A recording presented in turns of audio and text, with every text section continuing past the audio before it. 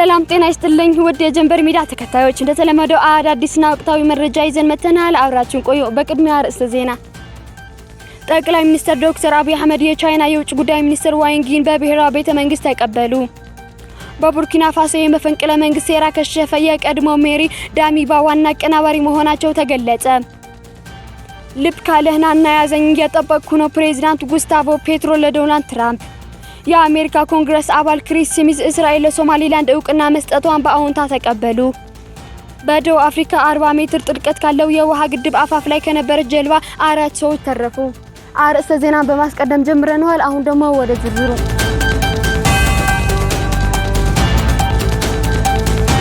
አዲስ አበባ ታህሳስ 30 2018 ዓ.ም ጠቅላይ ሚኒስትር አብይ አህመድ ለሁለት ቀናት ይፋው ጉብኝት ወደ ኢትዮጵያ የመጡትን የቻይና የውጭ ጉዳይ ሚኒስትር ዋንግ ዪን በብሔራዊ ቤተ መንግስት ተቀብለዋል። የጠቅላይ ሚኒስትር ጽህፈት ቤት እንዳስታወቀው የቻይናው የውጭ ጉዳይ ሚኒስትር ዋንግ ለይፋው የሥራ ጉብኝት ዛሬ አዲስ አበባ ገብተዋል። ጠቅላይ ሚኒስትር አብይ አህመድ ለሁለት ቀናት ይፋው ጉብኝት ወደ ኢትዮጵያ የመጡት የቻይና የውጭ ጉዳይ ሚኒስትር ዋንግ ዪን በብሔራዊ ቤተ መንግስት ዛሬ መቀበላቸው ጽህፈት ቤቱ ገልጿል። ጉብኝቱ የወል ፍላጎት የሆኑ የሁለትዮሽ ግንኙነትና ቀጠናው ጉዳዮች ላይ የሚደረጉ ውይይቶች ያካትታል ተብሎ እንደሚጠበቅም አመልክቷል።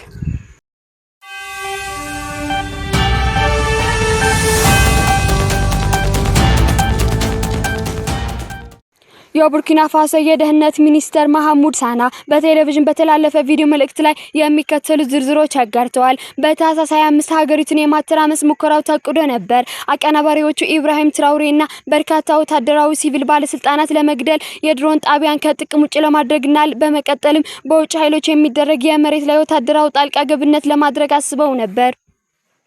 ዋናው ተዋናይ በመስከረም 30 2022 በኢብራሂም ትራኦሬ ከስልጣን የተወገዱትና በአሁኑ ጊዜ በቶጎ በግዞት የሚገኙት የቀድሞው የሽግግር ፕሬዝዳንት ቦል ሄንሪ ሳንዲያጎ ዳሚባ ናቸው። አብዛኛው የገንዘብ ድጋፍ የመጣው ኮከት ዲቫር ሲሆን የቅርብ አስተዋጽኦ 70 ሚሊዮን እንደደረሰ ተዘግቧል። ምርመራና አሰሳ የተካሄደ ሲሆን በርካታ ሲቪሎችም ታስረዋል። ሁኔታው በአሁኑ ጊዜ ቁጥጥር ስር የዋለ ሲሆን ሁሉም ተሳታፊዎች በፋሶ አቃቢ ሕግ ፊት ይቀርባሉ። የህግ የበላይነት ሙሉ በሙሉ ይተገበራል። ሚኒስተሩ በምርመራ ላይ ያሉ ቁልፍ ግለሰቦች የእምነት ቃላቸው የሚገልጹ ቪዲዮዎችና ለመገናኛ ብዙሃን እንደሚለቁ ቃል ገብተዋል።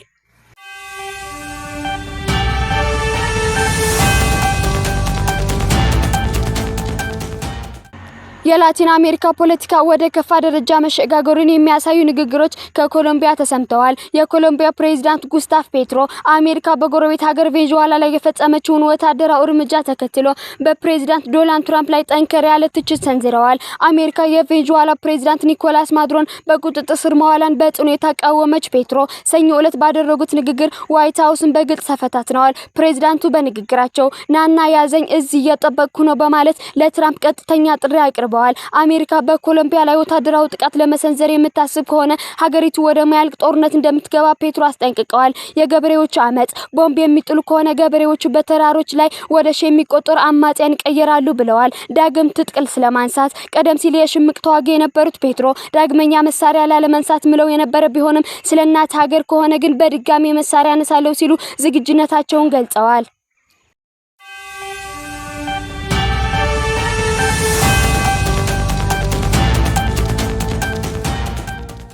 የአሜሪካ ኮንግረስ አባል ክሪስ ስሚዝ እስራኤል ለሶማሊላንድ ይፋው እውቅና መስጠቷን በአዎንታው መቀበላቸው አስታውቀዋል።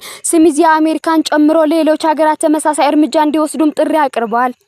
እስራኤል የሶማሊላንድ ሪፐብሊክ እውቅና መስጠቷን ተከትሎ ስሚዝ ባወጡት መግለጫ እስራኤል የሶማሊላንድ ሪፐብሊክ እንደ ሉዓላዊነት ሀገር በይፋ እውቅና መስጠቷን በደስታ እቀበላለሁ፣ አሜሪካን ጨምሮ ሌሎች ሀገራትም ይህንን ፈርጅ እንዲከተሉ ተስፋ አደርጋለሁ ብለዋል። የኮንግረስ አባሉ የሶማሊላንድ ዲሞክራሲያዊ ጥንካሬ አጉልተው የገለጹ ሲሆን ሀገሪቱ ከአንድ ዓመት በፊት ከተካሄደው ምርጫ በኋላ በሰላማዊ መንገድ ስልጣን በማሸጋገር የፖለቲካ ብስለቷን ያሳየችና እየሰራ ያለ ዲሞክራሲያዊ ያለባት ሀገር እንደሆነችም ገልጸዋል። ሶማሊላንድ ከአንድ ዓመት በፊት ከነበረው ምርጫ በኋላ በሰላማዊ መንገድ ስልጣን በማሸጋገር በተግባር የሚታይ ዲሞክራሲ ያላት ሀገር መሆኑን አሳይታለች ያሉት ስሚዝ ይህን በአፍሪካ ቀንድ አልፎ ተርፎም በብዙ የአፍሪካ ሀገራት ውስጥ ብርቅ የሆነ አዎንታዊ ምሳሌ ነው ብለዋል። የኮንግረስ አባሉ አክለውም ሶማሊላንድ ለአሜሪካ ብሔራዊ ደህንነት ያላት ስትራቴጂካዊ ጠቀሜታ አጽንኦት ሰጥተው ገልጸዋል። ለዚህም እንደ ምክንያት የጠቀሱት ሀገሪቱ በዓለም አቀፍ ቁልፍ የባህር መስመሮች ላይ መገኘቷንና በኤደን ባህረ ሰላጤ ላይ የሚገኘው የበርበራ ወደብ ነው።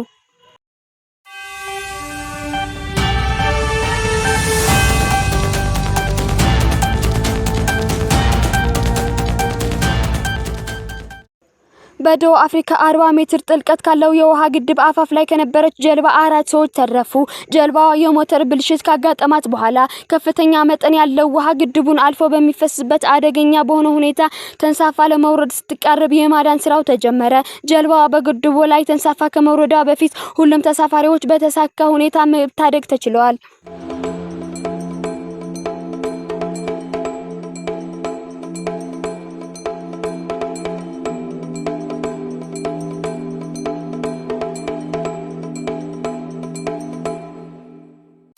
ለዛሬ ያዝነው ዜና ይህን ይመስል ነበር። ለቀጣይ አዲስ መረጃ ለማግኘት ላይክ፣ ሰብስክራይብ እና ሼር ማድረግ አይርሱ።